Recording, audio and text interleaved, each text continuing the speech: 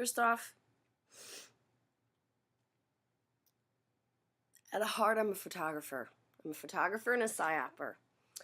And a large part of why, well, photography means painting with light. Yay. And a large part of why I keep light or reflection or something in my glasses to distract and or otherwise kind of play with light to very specifically take away from my face. It's because I could be anybody. I could be you. I could be the next guy. I could be anybody. You know, and that's kind of partly why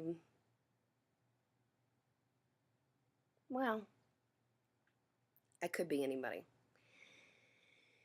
And that's also why I went downstairs and talked to Asshat.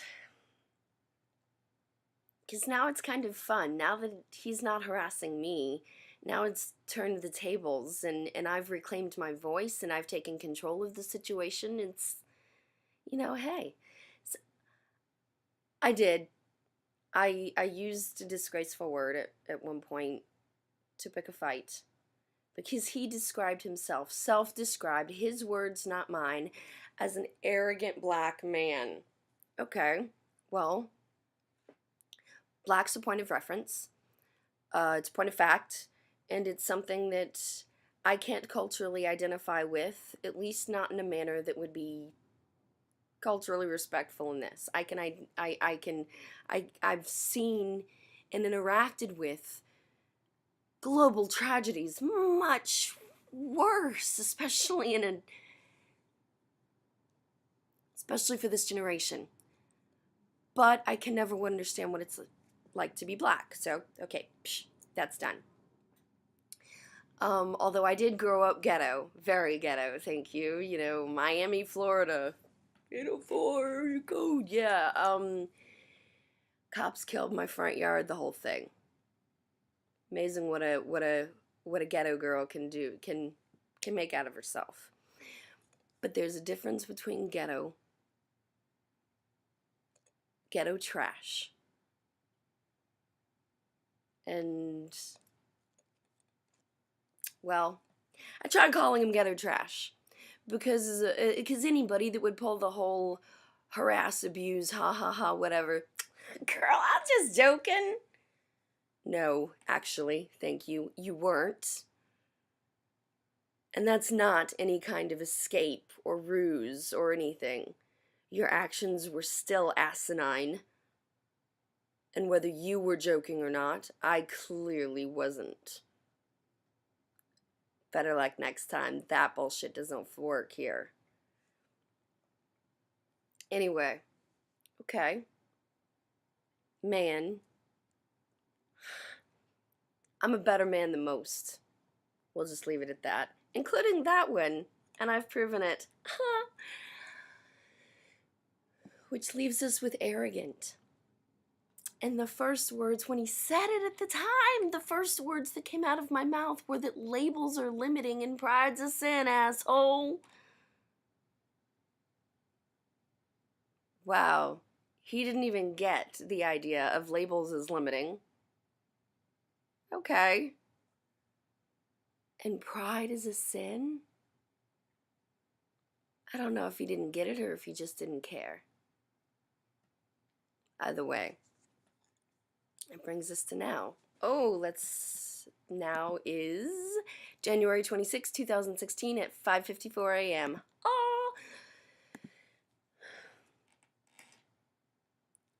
After an employee of the building, mind you, not a resident, an employee, who upon capitalism, well, we can't have employees going around thinking you can get them fired. Well, actually, no, this is America, and we run on capitalism, which means that's exactly what it means. That is exactly what it means. If someone violates another human so egregiously, if the transgression is so, yes, that absolutely means not that they can, but that they should be fired. Okay, well, let's keep this timely and relevant. What happened to me happened less than 3 months ago. 3 years ago. My bad. Sorry. Brain damage. 3 years ago.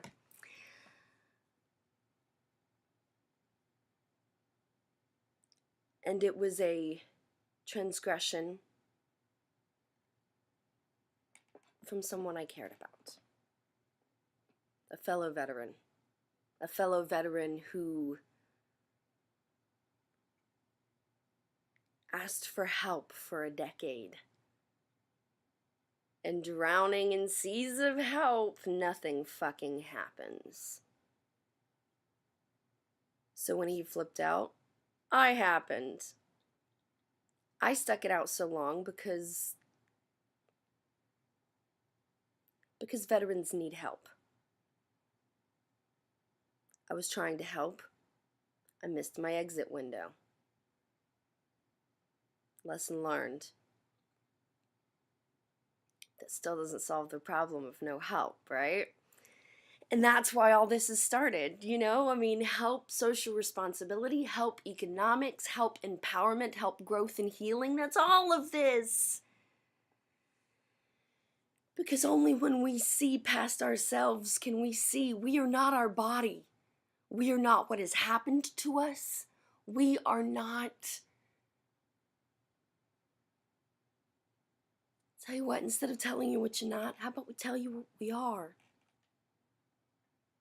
When you lose everything, when everything is taken from you, or everything is given up by you, when you surrender, when you hit that rock bottom and you, please, dear God, there's nowhere to go but up from here, right? I had to die because of my own pride and arrogance. I believed I could save him.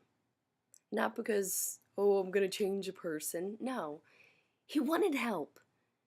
He wanted to change. He wanted help. And I was trying. Oh, light reflections bothering me. Oh, it's this. Figured it out. It's bothering me. Figured it out. He wanted help. And so I stood by him to the end, trying to give it. Because that's what our uniform deserves. Because we gave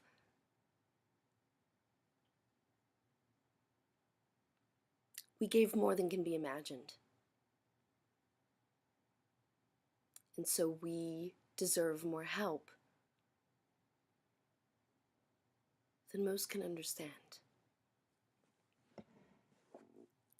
And that's what I was trying to do. I died for my own pride and arrogance because I thought I could do it on my own.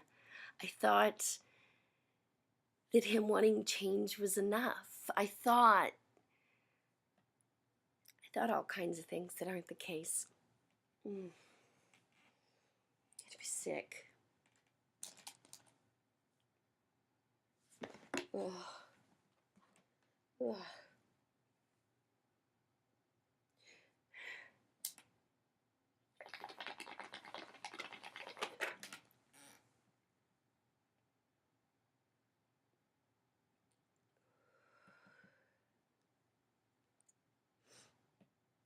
I'm getting better.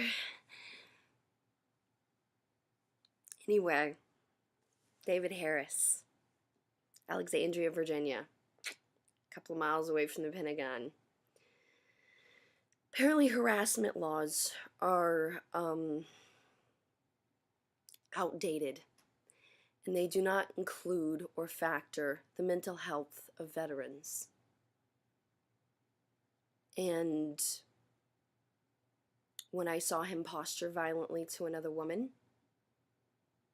a fellow staff member, it's one thing to treat me one way. It's something else to treat another entirely. I'm a behavioral psychologist. I'm a psychological operations specialist. I'm very good at what I do, and even across the lobby, when I saw his body movement towards her, and I saw the fear it struck in her, I'm done. I'm done. You know, and I interceded, offering a win-win option. Hey, how about we do this? And then he spun on me and told me to mind my own damn business with the redirecting the violent aggressive. Oh, no, you don't. No, no, no, no, no, you don't. Since then, I had a mental breakdown that was triggered by being forced to face my own unresolved issues of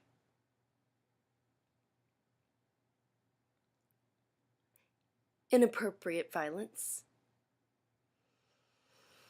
I've had to go back on all my psych medications. I can't sleep more than 4 or 5 hours a stretch. I'm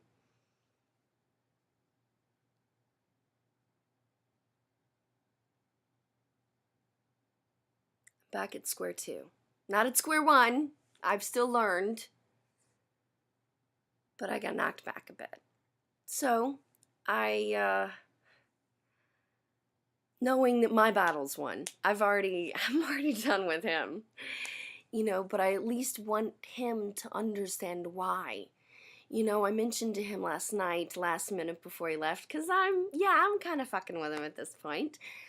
I told him that he's already up on the internet, that he's already been documented as having transgressed so horrifically. And yeah, I pushed a button to pick a fight.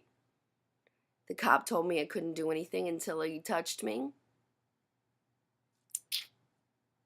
Hey, I'm stronger than whoever the next lady's probably gonna be. Anyway, so yeah, I pick a fight, and yeah, I'm like a cat playing with a ball of yarn now and stuff, and I went down last night and even straight up told him not picking a fight. You know, calm tone, everything, and I'm like, I told him he's on the Hall of Shame, and the way to, it is not if we fall, we're all gonna fall. It's what we do when we get back up again. I told him that I personally, he could do whatever he wants. It's his choice, but my personal recommendation would be to go and volunteer at a battered women's shelter. Just take a video clip of saying what you learned afterwards. If you've fucked up, okay, you fucked up, noted, good. Don't do it again, right? But every lesson's an opportunity, so learn from it. If you threw the scales out of balance with some transgression, every action has an equal and opposite reaction. Balance those scales with showing that you've learned. For example, if you take violent, aggressive posture, control issue problems with women, then go volunteer with battered women so you see what your actions do. And that's why I went downstairs last night, because I wanted to tell him everything he's caused to me. I wanted him to know he caused me to have a mental breakdown, that I have got to go back all on my psych meds, and that I can't sleep through a night because of him. Because this arrogant black man still doesn't think he did anything wrong.